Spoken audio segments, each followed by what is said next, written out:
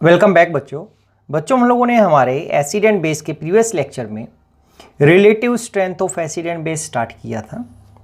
उसके अंदर हम लोगों ने strength of hydro acids as well as hydro को भी हम कंप्लीट कर चुके थे और ऑक्सो को भी। तो उसके बाद हमारे पास आता है एसिड स्ट्रेंथ ऑफ, थर्ड आता है acid strength of hydrated cations. क्योंकि ये हाइड्रेटेड कैटाइंस क्या होते हैं बच्चे, अगर मेरे पास कोई मेटल है जैसे लिखा Fe3+, अगर इसको हम वाटर में डाल देते हैं, वाटर में डालने के बाद हमें पता है क्या क्या हो जाता है, हाइड्रेशन हो जाता है। हाइड्रेशन का मतलब क्या हो गया कि इसको जो वाटर मोलिक्यूल सराउंड कर लेंगे और मेरे पास एक हाइड्रेटेड कैटाइन बनेगा, यानी कि इसके पास साइड में 6 वाटर मोलिक्यूल आ जाते हैं और इस तरीके से, तो इसको बोलते हैं हाइड्रेटेड कैटाइन।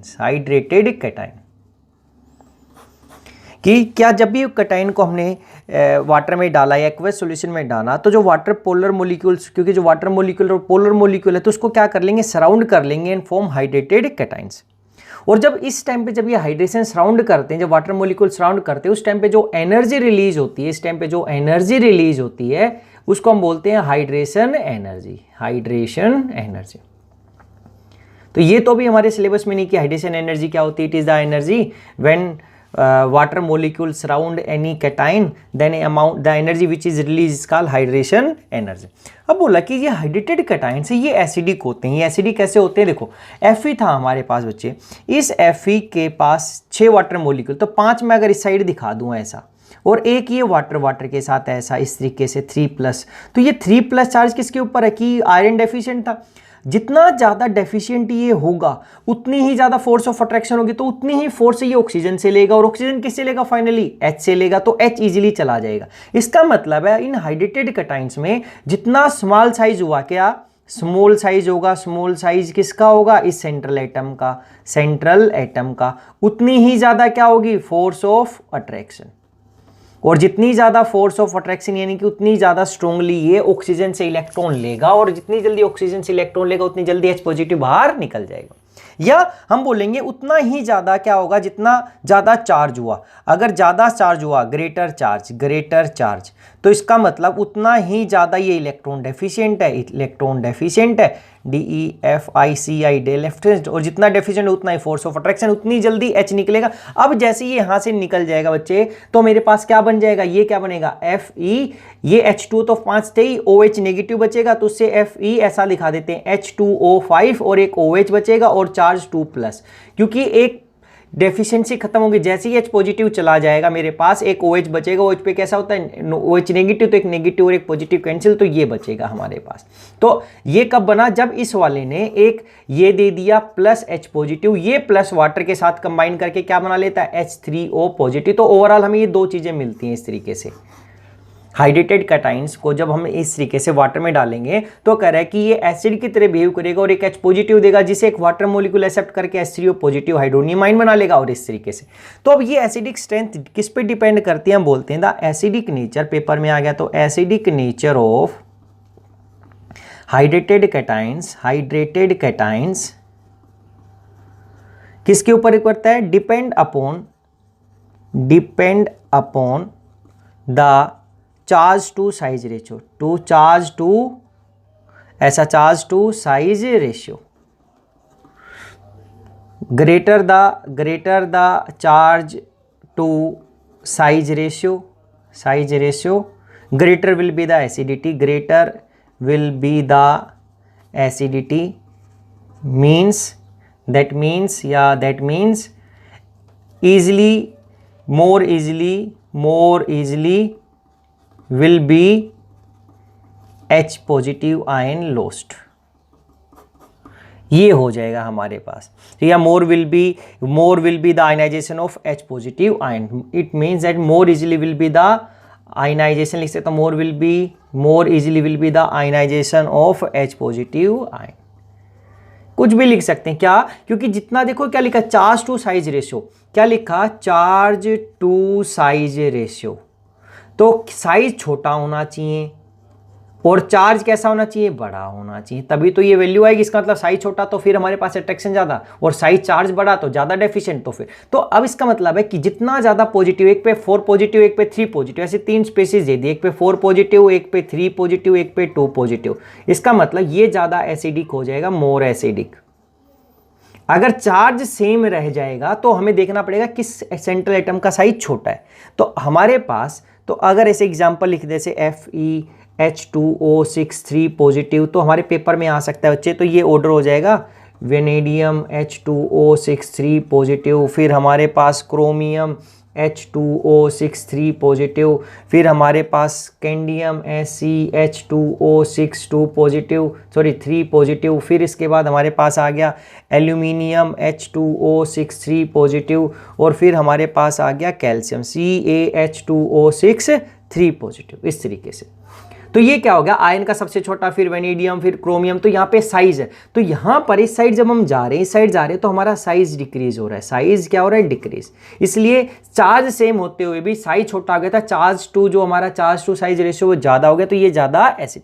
ऐसे हमारे पास दूसरा आता है बेरिलियम आ गया BeH2ON, कितना भी लिखा हो सकता है हमें पता नहीं, वाटर मोलिक्यूल कितने यहाँ पर, N2 पॉजिटिव, फिर कॉपर CuH2O6 2 पॉजिटिव, या Ni लगा दे भाई, कितने भी हैं यहाँ पर, फिर MgH2ON, फिर कितना 2 पॉजिटिव, फिर ऐसे ही CaH2ON 2 पॉजिटिव, फिर लास्ट में ये बेरियम H2ON 2 पॉजिटिव। तो यहाँ पे 3 तो कैल्शियम नहीं लगाएगा, कैल्शियम के ऊपर जनरली 2 होता है, तो एल्यूमिनियम वाले ग्रुप के अंदर जो आएगा, तो यहाँ पे जनरली कैल्शियम नहीं दिखाएगा, क्योंकि कैल्शियम के ऊपर जनरली कैसा फेवर करता है, 2 चार्ज हमारे पास क्या करेगा, फेवर करेगा।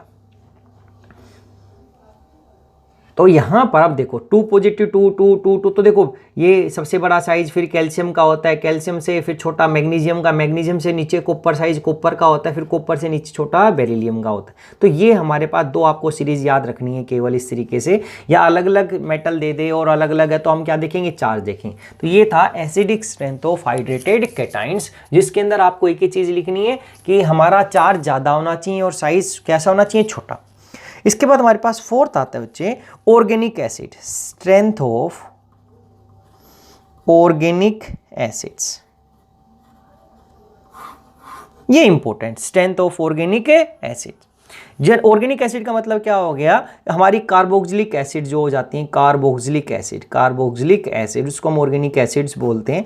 तो जो कार्बोक्सिलिक एसिड होगी, या तो अब यहां पर क्या हो गया, इसका जो जनरल फॉर्मूला होता है RCOOH जनरल फॉर्मूला होगा, ये RCOOH हम लिखते हैं, जैसे ग्रुप RCOOH लिखते हैं। तो यहां पर जो ये R ग्रुप होगा, इसके ऊपर डिपेंड करेगा हमारी स्ट्रेंथ ऑफ ऑर्गेनिक एसिड। क्या, इसमें भी वही चीज देखनी, देखो जितनी जल्दी ये फास्ट रिलीज करेगा, easily give H positive, easily give H positive ion, easily give H positive, तो क्या बनाएगा H plus plus R C double bond O negative, ये बनेगा। इसको बोलते हैं carboxylate ion, CARBOXYLAT, carboxylate ion बोल देंगे इसका, यह इसका कंजुगेट बेस हो गया, इस एसिड का कार्बोक्सिलिक आयन हो गया। अब क्या हुआ, अगर ये जल्दी देगा तो ये, अब देखो जितना ज्यादा स्टेबल होगा ये वाला नेगेटिव पार्ट, जितना ज्यादा स्टेबल होगा उतनी ही स्ट्रोंग एसिड होगी। अब ये स्ट्रोंग स्टेबल कब होगा, जब ये नेगेटिव डिलोकलाइज हो जाए। तो नेगेटिव तो यहां पे ये डिलोकलाइज ऐसे तो होगा ही, साथ के साथ अगर ये R group electron withdrawing nature का हो तो ये इलेक्ट्रॉन लेगा, इलेक्ट्रॉन कार्बन से लेगा, कार्बन इससे लेगा, तो इसका मतलब ये नेगेटिव इस ऑक्सीजन पे पहले जो डिलोकलाइज हो रहा था, एक टाइप से ऐसा हम दिखा सकते थे, जिसको RCO negative double bond O, या जिसको हम ऐसा दिखा सकते थे RCOO करके। ये तो सभी में होगा ही, क्योंकि 2 ऑक्सीजन तो होंगी कैसे भी। अब उसमें केवल R ग्रुप हमारे डिफरेंट हो जाएंगे डिफरेंट ऑर्गेनिक एसिड्स में। तो कह रहे कि अगर ये R इलेक्ट्रॉन विड्रॉइंग ग्रुप है, R कैसा है, अगर ये R इलेक्ट्रॉन विड्रॉइंग होगा, इलेक्ट्रॉन विड्रॉइंग ग्रुप होगा, या जो दिखाएगा -I ग्रुप दिखाएगा, -I का मतलब इलेक्ट्रॉन विड्रॉइंग है, तो ये क्या करेगा, इस नेगेटिव को कार्बोक्सिलेट आयन को स्टेबल बनाएगा, कार्बोक्सिलेट आयन को क्या बना देगा, स्टेबल। और अगर ये स्टेबल बन गया तो एसिड कैसी हो जाएगी, स्ट्रॉन्ग। अगर इलेक्ट्रॉन डोनेटिंग होगा तो इलेक्ट्रॉन डोनेटिंग का मतलब कैसा हो गया, अगर प्लस आई इफेक्ट है तो वो क्या करेगा, इसको क्या बना देगा, अनस्टेबल। क्यों, क्योंकि ये इलेक्ट्रॉन देगा, पहले नेगेटिव है इसके पास ये और इलेक्ट्रॉन देगा तो और इलेक्ट्रॉन डेंसिटी बढ़ेगी, ज्यादा बढ़ेगी तो भाई ये अनस्टेबल हो जाएगा। तो अब इसको स्टेबल करने के लिए हमने सिर्फ ये देखना है कि जो ये आर का नेचर है, विड्रोइंग है, लेने वाला है या देने वाला।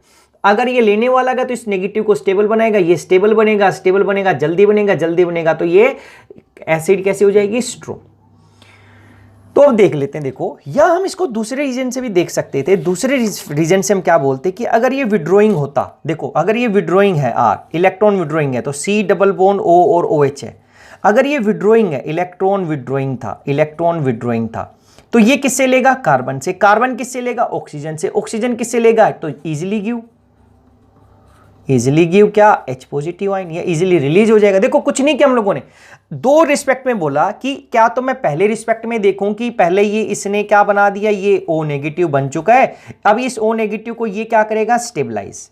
क्या तो इस कार्बोक्सिलिक आयन की स्टेबिलिटी के बेस पे कि ये जो आर है, अगर ये इलेक्ट्रॉन विड्रोइंग ही है तो ये क्या करेगा, इसको स्टेबल तो जल्दी बनेगा तो स्ट्रॉन्ग एसिड। या अगर ये विड्रोइंग है तो ये ज्यादा इलेक्ट्रॉन विड्रोइंग है तो कार्बन से लेगा, कार्बन ऑक्सीजन से लेगा, इलेक्ट्रॉन डेंसिटी डिक्रीज हो जाएगी, और ऑक्सीजन की इलेक्ट्रॉन डेंसिटी डिक्रीज तो हाइड्रोजन से लेगा, और हाइड्रोजन जल्दी से H। तो दोनों के रिस्पेक्ट में आप लिख सकते हो, तो एक्सप्लेनेशन आपकी गलत नहीं होगी। क्या तो इसको स्टेबल दिखा देना विड्रोइंग नेचर की वजह से, या बोल देंगे जल्दी से रिलीज कर देगा।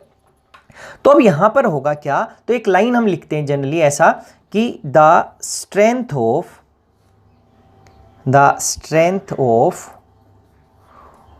कार्बोक्सिलिक एसिड डिपेंड्स अपॉन किसके ऊपर हो जाएगी, depends upon cleavage of OH bond. Depends upon क्या, या इट डिपेंड्स या due to cleavage of OH bond, ऐसा। The strength of carboxylic acid is due to cleavage of OH bond. अब क्या लिख देंगे, द इलेक्ट्रॉन विड्रोइंग ग्रुप्स कैसे, like CN हो गया, Cl हो गया, NO2 हो गया, कि जो भी कैसे -I ग्रुप दिखाएं, फ्लोरीन हो गया, क्लोरीन हो गया, ब्रोमीन हो गया, OH हो गया, यानी कि ये सारे के सारे एक्सेट्रा, या electron withdrawing groups like showing या हैविंग -I इफेक्ट, क्या करेंगे, -I इफेक्ट हो सकता है या रेजोनेंस हो सकता है। -I इफेक्ट विल क्या करेंगे, will withdraw electrons from carbon atom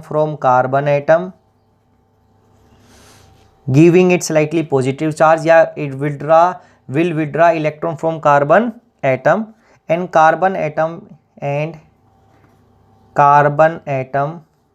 in turn will withdraw electrons from, किससे हो जाएगा, will withdraw electron from OH bond, from oxygen. As a result OH bond become weak and ionization of proton become easier, and ionization of H positive, जिसको हम क्या बोलते हैं, proton, क्या हो जाएगा, become easier। देखो कुछ नहीं बोला, क्या will withdraw from carbon atom, and carbon atom in turn लिख दो, या will withdraw electron from oxygen atom, ये ऑक्सीजन एटम से लेगा। As a result OH bond become weak, क्योंकि ऑक्सीजन से लेगा तो ऑक्सीजन किससे लेगा, हाइड्रोजन से लेगा। तो अब यहां पर यही हो गया, तो एज ए रिजल्ट हमने लिख दिया OH bond become week and ionization of proton become easier, and stronger will be the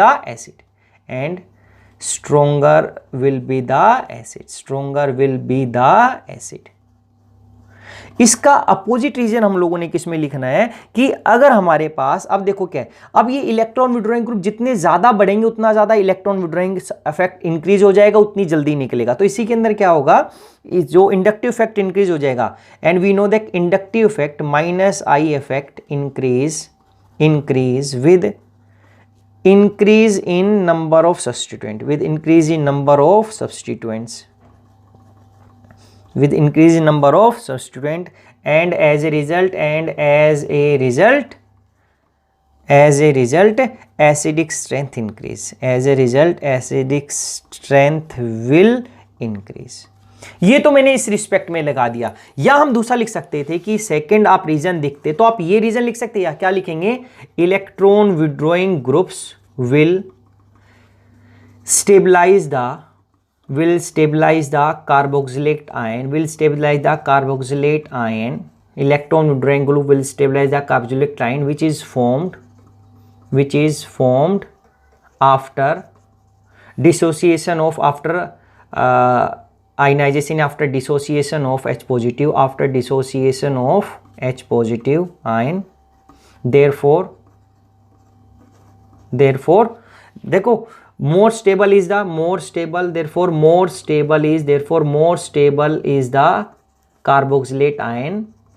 carboxylate ion, more easily it is formed, and hence stronger will be the acid. Simple सा। इसके respect में हम ऐसा लिखेंगे कि stable हो जाएगा, इसके रिस्पेक्ट में बोलेंगे इलेक्ट्रॉन विड्रॉइंग ले रहा है। तो अब ऐसा इसका रीजन अपोजिट लिख देंगे इलेक्ट्रॉन डोनेटिंग में। तो रीजन में पहले लिख देता हूं कि अगर हमारे पास प्लस आई इफेक्ट वाले हुए, प्लस आई इफेक्ट लेके लिखेंगे। For example electron releasing group दिखा देंगे, हमारे पास क्या हो गया, इलेक्ट्रॉन रिलीजिंग ग्रुप या electron releasing group showing plus I effect like क्या मिथाइल ग्रुप। हमारे पास क्या होता है, methyl group like CH3 group. ये क्या करेगा हमारे पास, for example like CH3 group क्या करेगा, will increase the electron density on carbon as a result electron density of carbon as a result electron density of oxygen carbon, क्योंकि अब इसने कार्बन को दे दिया, कार्बन से ज्यादा ऑक्सीजन इलेक्ट्रॉन नेगेटिव है। तो अब हमारे पास यहाँ पे अगर ये देगा तो ऑक्सीजन इससे लेगा, इस पे इलेक्ट्रॉन डेंसिटी ज्यादा होगी, इस कार्बन से कौन लेगा, ऑक्सीजन लेगा। तो अब ये हाइड्रोजन से ले ही नहीं पाएगा, जो पहले हाइड्रोजन से ले रहे थे इसको मिल गया। तो as a result electron density of क्या लिख देंगे, COH ग्रुप, एज ए लिख देंगे as a result the electron density of OH bond increases and therefore cleavage of OH bond becomes difficult। ये होगा ही नहीं क्योंकि अब इलेक्ट्रॉन जा ही नहीं रहे, अगर होगा नहीं तो therefore hence क्या लगेगा, या resulting in therefore cleavage of OH bond become difficult resulting in क्या होगा हमारे पास, डिक्रीज इन क्या हो जाएगा, strength of carboxylic acid, resulting in decrease in strength of carboxylic acid. बच्चे ये आपने रीजन लिखना है, आपके पास आ गया। आपने सिर्फ ये देखना है कि वहां पे इलेक्ट्रॉन विड्रॉइंग ग्रुप है या इलेक्ट्रॉन डोनेटिंग ग्रुप था। तो हम कंपेयर करके दिखा सकते हैं कैसे, अगर हमारे पास एक एसिड होती जैसे RCOH यानी कि CH3COH कार्बोक्सिल हमारे पास एसिड थी। अब इसके ऊपर हम लोगों ने एक Cl लगा दूं, मैंने क्या लिखा है CH2, अब इसके ऊपर एक Cl लगा दिया ऐसा, फिर COOH, फिर एक CH2Cl लगा दूं, फिर क्या हो गया COOH, फिर इस पे कर दिया CCl3, 3 Cl लगा दिया, फिर COH। तो ये एसिडिक ऑर्डर हो जाएगा। क्यों? क्योंकि इसके ऊपर तो CH3 पे C double bond O negative था, आप ऐसा देख सकते थे। यहां पर हमारे पास 3 ही क्या थे, हाइड्रोजन तो ले नहीं रहा था, लेकिन यहां पर कार्बन पे कितने क्लोरीन है, 3 क्लोरीन है, ये C double bond O negative. तो यहां पर ये क्या होगा, ये तीनों इलेक्ट्रॉन लेंगे तो ये 3 ऐसा एरो दिखा सकता है, और ये इस पे क्या हो जाएगा, डिस्पर्स स्टेबलाइज हो जाएगा हमारे पास, क्योंकि ये इस बॉन्ड से आएगा। या आप इसको ऐसे दिखा सकते थे कि कार्बन के ऊपर chlorine chlorine chlorine, C double bond O और O और H, तो ये इन 3 क्लोरीन कार्बन से ले रहे हैं, कार्बन से, कार्बन इस CO वाले से लेगा, इससे लेगा तो ये इससे लेगा, और ये हमारे पास ऐसा आ जाएगा। तो ये जल्दी से टूटेगा। लेकिन इस केस में ऐसा नहीं होगा, ना तो अब ये स्टेबल नहीं हो रहा क्योंकि यहाँ पे 3 ग्रुप लेने वाले हैं, तो इस नेगेटिव को स्टेबलाइज कर रहे हैं, या ये जल्दी से इलेक्ट्रॉन डेंसिटी OH की कम करे और हाइड्रोजन जल्दी से बाहर निकल जाएगा। दोनों रिस्पेक्ट में आप दिखा सकते हो, क्या तो आप तीनों को इस फॉर्म में दिखाओगे, ऐसा और ऐसा, सेम ऐसा, या आप इस नेगेटिव आयन की स्टेबिलिटी के रिस्पेक्ट में दिखाओगे। तो ये हो गया हमारा पहला। ऐसे हमारे पास अगर हम बात करें FCH2COH, फिर हमने लिखा ClCH2COH, फिर हम लोगों ने लिखा ब्रोमीन CH2COH। अब आपको ये एसिडिक क्यों? क्योंकि आपको पता है क्या, ये फ्लोरीन की इलेक्ट्रोनेगेटिविटी ज्यादा है, तो ये ज्यादा जल्दी ज्यादा इलेक्ट्रॉन लेने की टेंडेंसी, तो ज्यादा स्टेबल बनाएगा कार्बोक्सिलेट आयन को। या हम लिखेंगे fluorine is the more electronegative, therefore it will withdraw more electron from carbon and hence which will withdraw more electron from OH bond. तो सेम दोनों रिस्पेक्ट में, या ज्यादा स्टेबल बनाएगा O नेगेटिव को। तो ये हमारे पास सेकंड था। ऐसे ही हमारे पास अगर हम बात करते हैं इलेक्ट्रॉन देने, तो ये -I इफेक्ट था। देखो फ्लोरीन, क्लोरीन, ब्रोमीन, ये क्या दिखाते हैं, -I। ऐसे ही ये क्लोरीन के रिस्पेक्ट में दिखाया। अगर हम मिथाइल के रिस्पेक्ट में दिखाएं तो एक बार लगा दिया, जैसे CH3COH, एक ये हो गया। फिर इस हाइड्रोजन की जगह इस पे CH2 करके हम लोग CH2 करके इस पे एक CH3 लगा दिया, फिर क्या हो गया COH इसी वाले पे। फिर हमने 2 CH3 लगा दिए बच्चे इस पे, जैसे CH3CH3COH, फिर इसके ऊपर 3 CH3 लगा दिए, CH3CH3CH3COH। तो क्या होगा, ये इलेक्ट्रॉन देंगे तो ओवरऑल हमारे पास इलेक्ट्रॉन डेंसिटी OH पे बढ़ेगी, तो मेरे पास ये हमारा एसिडिक ऑर्डर हो जाएगा, क्योंकि यहां पर +I इफेक्ट दिखाता है और +I इफेक्ट से इलेक्ट्रॉन डेंसिटी मेरी बढ़ेगी। इसमें एक ही ग्रुप है देने के लिए, इस CH3 में एक ही ग्रुप है, O नेगेटिव जो बनेगा इसको एक ही अनस्टेबल बना रहा है। यहां पर ये अनस्टेबल कम है, ये क्या है, लेस अनस्टेबल। लेकिन यहां पर क्या हो गया, जो COO नेगेटिव बनेगा इसको देने के लिए देखो कितने हैं, 3 CH3 ग्रुप हैं। ये 3 CH3 ग्रुप इलेक्ट्रॉन देंगे, ये उतना ही ज्यादा इसको मिलेगा, तो ये क्या हो जाएगा, लीस्ट या लेस अनस्टेबल, या बोलेंगे लीस्ट स्टेबल। अगर ये कम से कम स्टेबल होगा तो ये जो कम स्टेबल है तो ये एसिड बनेगा, यहां पर ये कैसी बनेगी, वीक एसिड होगी, क्योंकि हमें पता है ये, और ये लेस अनस्टेबल है। ये देखो ये क्या, लीस्ट स्टेबल था, और ये क्या है, हम बोल सकते हैं कि मोस्ट स्टेबल, या अनस्टेबल, या क्या बोलेंगे, मोस्ट स्टेबल बोल सकते हैं, मोस्ट स्टेबल इनके कंपैरिजन में, चारों के कम। तो मोस्ट स्टेबल है तो इसका मतलब ये कैसी हो जाएगी, स्ट्रॉन्ग एसिड। अरे स्टेबल या लेस अनस्टेबल का बोला था कि कम से कम अनस्टेबल, इसका मतलब ये मोस्ट स्टेबल, और ये कैसे, लीस्ट स्टेबल, क्योंकि इलेक्ट्रॉन इंक्रीज कर रहे हैं, इलेक्ट्रॉन डेंसिटी इंक्रीज होने से तो जो हमारे एनाइन होते हैं उनकी स्टेबिलिटी क्या हो जाती है, कम हो जाती है बच्चे। तो ये था। ऐसे ही हमारे पास एक लास्ट एग्जाम्पल आ सकता है इसी के अंदर, क्या कि वहां पे लगा दे हमारे पास, जैसे CH3COH, CH2 के ऊपर एक H ग्रुप लगा रखा है COH, या वो यहां पे लगा दे हमारे पास इसके ऊपर मिथाइल ग्रुप ऐसा SiMe3 लगा दे, किसके ऊपर, इस CH2 के ऊपर COH, यानी कि सेम तो मेरे पास यही है CH2COH। यहां पर वो CH2COH के ऊपर कार्बन के ऊपर 3 Me3 लगा दे, यानी कि कार्बन के ऊपर क्या लगा दे, Me3, CMe3, इस तरीके से। तो CH2 सेम है, एक कार्बन के ऊपर 3 मिथाइल ग्रुप थे, यानी कार्बन के ऊपर Me और ये Me, ये CH2 के साथ लगा, ये COH के साथ लगा है। तो हमें पता है कि इसके जो इलेक्ट्रॉन डोनेटिंग है ये भी डोनेटिंग है, लेकिन ये ज़्यादा डोनेटिंग है। इसका मतलब हमारे पास ये ऑर्डर हो जाएगा, क्योंकि ये सबसे ज़्यादा इलेक्ट्रॉन डोनेटिंग है। ये क्या है, has highest +I effect, therefore it will make क्या बोलेंगे, carboxylate ion, it will make carboxylate ion most unstable. अगर मोस्ट अनस्टेबल हो गया तो उससे क्या हो जाएगा, therefore it will act as क्या हो गया, लीस्ट एसिडिक या वीकेस्ट एसिड।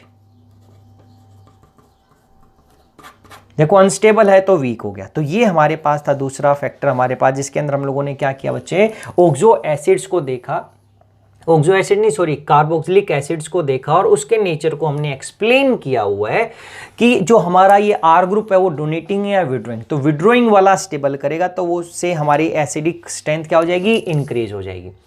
अब इसके बाद हमारे पास आ जाता है बेस के रिस्पेक्ट में। देखो बेस के रिस्पेक्ट पे आएगा हमारे पास स्ट्रेंथ ऑफ बेस। देखो अब ऐसे बेस के बारे में सोचते हैं। देखो बेस क्या होता है, बेस हम बोलेंगे कि स्ट्रेंथ जो easily give, base are the which easily give क्या, पेयर ऑफ इलेक्ट्रॉन। अब easily give pair of electron कौन इजिली देगा, जिसके पास हाई इलेक्ट्रॉन डेंसिटी होगी, जिसके पास क्या होगी, हाई इलेक्ट्रॉन डेंसिटी होगी। अरे जो जल्दी से इलेक्ट्रॉन दे देगा वही तो बेस होगा तो इलेक्ट्रॉन देता है, 2 इलेक्ट्रॉन देगा हमारे पास। और कह रहा है जो जल्दी से, अब उसके पास, अब कौन जल्दी देगा, जिसके पास इलेक्ट्रॉन डेंसिटी ज्यादा हुई, जिसके पास पहले इलेक्ट्रॉन ज्यादा वही जल्दी दे सकता है। तो अब हमें देखना है कि अब हमें क्या पता चला कि इलेक्ट्रॉन डोनेटिंग ग्रुप, अगर इसमें क्या हो गया, इलेक्ट्रॉन डोनेटिंग ग्रुप लगे होंगे तो क्या करेंगे, electron donating group will increase electron density.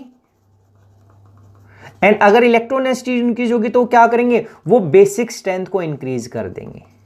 वो बेसिक स्ट्रेंथ को क्या कर देंगे, इंक्रीज कर देंगे बच्चे। उसमें विड्रॉ करने वाले कर रहे थे, यहां पर देने वाले ग्रुप लगे होंगे। देने वाले ग्रुप कैसा मतलब है, यहां पर प्लस आई इफेक्ट वाले, यानी कि कोई भी ग्रुप जो इलेक्ट्रॉन डेंसिटी बढ़ाएगा हमारे पास, वो क्या कर देगा, वो उनकी हमारे पास बेसिक स्ट्रेंथ को उनकी इंक्रीज कर देगा। ये सिंपल सा, यही हमने रीजन लिखना है। तो अब हमारे पास क्वेश्चन आ जाता है कैसे, कि यहां पर अगर इलेक्ट्रॉन विड्रॉइंग लग जाता तो क्या हो जाता, will decrease the electron density and hence the basic character या बेसिक स्ट्रेंथ डिक्रीज। तो फर्स्ट क्वेश्चन रीजन यही लिखेंगे सिंपल सा। अगर हमारे पास अमोनिया लग जाता है, अमोनिया, तो अमोनिया के ऊपर नाइट्रोजन होता है, 3 हाइड्रोजन होते हैं, 1 लोन पेयर होता है, जिससे लोन पेयर ये देता है किसी को अपने पास। ये अमोनिया था। अगर इस अमोनिया के ऊपर ऐसा करते कि NH2 तो था, एक NH2 और लगा देते हैं, तो जनरली आपको लगता है इसके ऊपर भी लोन पेयर है, ये भी लोन पेयर है। तो अब आपको ऐसा लगेगा कि बच्चे कि ये जल्दी से इलेक्ट्रॉन, देखो इसके पास भी रिच चाहिए, लेकिन अगर आप देखें तो इस नाइट्रोजन की इलेक्ट्रॉन नेगेटिविटी होती है हाइड्रोजन से ज्यादा, तो ये इलेक्ट्रॉन इससे कम कर देगा, माइनस आई इफेक्ट की वजह से माइनस आई दिखाता है। इसके पास लोन पेयर तो प्लस आर में दे सकता था रेजोनेंस, लेकिन अब यहां पे रेजोनेंस नहीं लग रहा है, रेजोनेंस ऐसे नहीं दे सकता इसको हमारे पास। तो माइनस आई की वजह से इलेक्ट्रॉन डेंसिटी कम करेगा, तो जब इसके पास जो पहले अकेला फ्रीली दे रहा था, ये फ्रीली नहीं दे सकता, कम हो गया।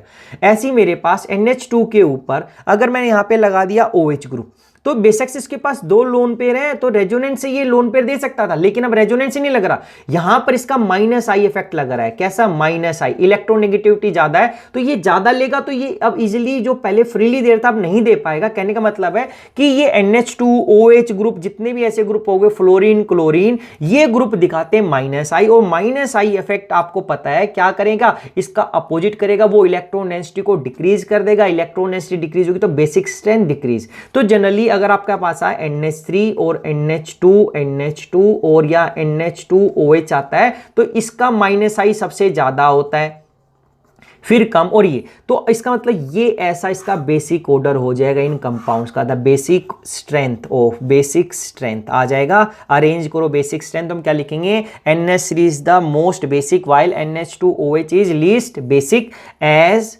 The presence of electron withdrawing group. ऐसा लिख देते हैं, electron withdrawing groups that is which have minus I effect, will decrease the electron density, as a result क्या हो जाएगा, बेसिक स्ट्रेंथ डिक्रीज, क्योंकि इलेक्ट्रॉन डेंसिटी डिक्रीज हो, as a result it will not give electron easily. As a result या एक line लिख सकते हैं, it will now not give electron pair easily. As a result therefore basic strength decreases. क्या हो गया, जब इलेक्ट्रॉन डेंसिटी कम हो गई तो जल्दी से जल्दी अब इलेक्ट्रॉन पेयर नहीं दे पाएगा, और इलेक्ट्रॉन पेयर अगर उसने नहीं दिया बच्चे, तो अब हम बोल सकते हैं कि उसकी जो बेसिक स्ट्रेंथ है जो वो क्या हो गई, डिक्रीज हो गई। ये था हमारे पास, तो ये इसका एग्जांपल है। ऐसे ही हमारे पास इसमें 2 इंपॉर्टेंट और आते हैं। 2 इंपॉर्टेंट में क्या आ गया हमारे पास, देखो NH3 था, अगर NH3 के ऊपर हम यहाँ पे मिथाइल ग्रुप लगा दे, जैसे NH3 था, अब हमने क्या किया, इस NH3 के ऊपर N H2 लिखा, NH2, और एक मिथाइल ग्रुप लगा दिया, एक CH3 ग्रुप लगा दिया एक हाइड्रोजन की जगह, या इसके ऊपर एक NH था और 2 हम लोगों ने CH3 लगा दिए। फिर हम लोगों ने एक यहां पर एक Ne रखा और 3 के 3 हमने लगा दिया CH3। तो ऐसा बन गया। तो अब इसके पास लोन पेयर था, ये लोन पेयर देता, ये भी लोन पेयर देना था, इसने भी लोन पेयर देना था। तो हमें ऐसा लग रहा है कि अब यहां पर ये जो CH3 देते हैं ये प्लस आई इफेक्ट दिखाता है, प्लस आई यानी कि इलेक्ट्रॉन देता है ऑलवेज। तो यहां पर ये दे रहे हैं इलेक्ट्रॉन। तो क्या हुआ, NH3 के ऊपर नॉर्मल देना था, लेकिन इसने प्लस आई से इसने इलेक्ट्रॉन डेंसिटी इंक्रीज कर दी, यहां पे 2 और यहां पर 3, क्योंकि हमने पहले लिख दिया था कि जैसे जैसे नंबर इंक्रीज होंगे उसके हमारे पास, और नंबर इंक्रीज होंगे तो इफेक्ट ज्यादा इंक्रीज हो जाता है। तो ऐसा लगेगा कि इसके ऊपर मैक्सिमम इलेक्ट्रॉन डेंसिटी, तो इस केस में क्या होगा, मैक्सिमम इलेक्ट्रॉन डेंसिटी होगी। और मैक्सिमम इलेक्ट्रॉन डेंसिटी तो जल्दी देगा, लेकिन जब हम ऑर्डर देखते हैं तो हमारे पास अगर इसको 1 बोल दूं, इसको 2 बोल दूं, इसको 3 बोल दूं, इसको क्या बोल दें, 4 बोल दें। तो अब ऐसा करने से तो सबसे पहले तो वीकेस्ट 1 ही होता है, उसके बाद हमारे पास क्या आ जाता है, 4th आता है, उसके बाद सेकेंड, और उसके बाद ये टर्स, ऐसा। तो इसमें सबसे ज्यादा ये होता है हमारे पास मोस्ट एसिडिक, ये होना चाहिए था, सबसे ज्यादा इलेक्ट्रॉन डेंसिटी इसके पास है, इसलिए सबसे ज्यादा जो ऑर्डर होना था हमारे पास ऐसा होना था, बेसिक स्ट्रेंथ का ऐसा ऑर्डर आना चाहिए इंक्रीजिंग। लेकिन कह रहा है ये उठकर हमारे पास यहां पर नहीं होता एक्सपेरिमेंटली, ये उठकर हमारे पास इधर आ जाता है अमोनिया के। यानी कि जो हमारा यहां पर अगर मैं बोलूं इसको सेकेंडरी अमीन, ये टर्सरी अमीन है, ये कैसा देखो, ये कैसा हो गया टर्सरी अमीन। 3 का मतलब 3 नंबरिंग दिया मैंने, इसका मतलब हमारे पास सबसे पहले क्या होता है, अमोनिया। अगर इसको लिखें तो सबसे पहले अमोनिया, उससे ज्यादा फिर टर्सरी अमीन, फिर हमारे पास प्राइमरी अमीन, फिर हमारे पास सेकेंडरी अमीन। ये हमारे पास हो गया बेसिक स्ट्रेंथ। बेसिक स्ट्रेंथ ऐसा क्यों रीजन आ जाता है बच्चे, देखो ऐसा होना था लेकिन ऐसा नहीं होता, क्यों, अब इसके पास इलेक्ट्रॉन डेंसिटी तो ज्यादा है, मान लिया सबसे ज्यादा इस प्लस आई की वजह से, लेकिन अब ये देगा जब कोई ग्रुप इसके पास आएगा तो होगा क्या, इस कार्बन के पास 3 हाइड्रोजन है, यहां पर कार्बन है, इनके बीच में ये एंगल बढ़ जाएगा रिपल्सन की वजह से, कार्बन यहां पर। तो अब जल्दी से क्या होगा, अब कोई दूसरा ग्रुप आएगा जिसको पॉजिटिव चाहिए या डेफिशिएंट आएगा, उसको देगा तभी तो होगा, लेकिन अब ये पास में आ नहीं सकता, क्योंकि ये है, ये जो CH3 ग्रुप है ये 2, ये क्या करेंगे, उसको रिपेल कर देंगे, और रिपेल करेंगे तो वो जल्दी से पास में आ नहीं पाएगा, पास में नहीं आएगा। तो इसके पास ये देना चाहता है इलेक्ट्रॉन अपने लोन पेयर, लेकिन अब दे नहीं सकता क्योंकि वो इसके पास नहीं आ रहा है, क्योंकि यहां पर अब स्टीरिक हिंड्रेंस हो गया। तो due to steric hindrance it can't give its pair of electron easily, लेकिन यहां पे इतनी ज्यादा स्टीरिक हिंड्रेंस नहीं होती है, लेकिन इलेक्ट्रॉन डेंसिटी सबसे ज्यादा है, लेकिन फिर भी दे नहीं पा रहा क्योंकि ग्रुप उसके पास नहीं आ पा रहा है due to repulsion, steric repulsion of CH3 group. लेकिन यहां पर इलेक्ट्रॉन डेंसिटी इससे कम है, लेकिन रिपल्सन ना होने से जैसे जो हमारा प्रोटॉन है या डेफिशिएंट है उसके पास आ रहा है और इसको इलेक्ट्रॉन दे रहा है। तो ये आपने एक रीजन आपने एक समझना ऑलवेज कि अगर हमारे पास मिथाइल ग्रुप लग जाते हैं तो जो एग्जैक्ट ऑर्डर होता है तो उसमें सबसे ज्यादा हम सोचेंगे कि टर्सरी अमीन सबसे ज्यादा होगा, लेकिन नहीं, टर्सरी अमीन की बेसिक कैरेक्टर कम होता है, सबसे ज्यादा होता है सेकेंडरी अमीन का, और फिर किसका, प्राइमरी अमीन का, और उसके बाद हमारे पास किसका हो जाएगा, टर्सरी, और लास्ट में किसका होगा, अमोनिया का। तो हमारे पास ये ऑर्डर ऐसा होना चाहिए था, लेकिन ये वाला याद रखना ये यहां पे नहीं होता है, ये यहां पर आता है। तो ये ऑर्डर अगर मैं 1 2 3 4 कंपाउंड लिखूं तो ये बेसिक ऑर्डर हो जाएगा, बेसिक स्ट्रेंथ का ऑर्डर।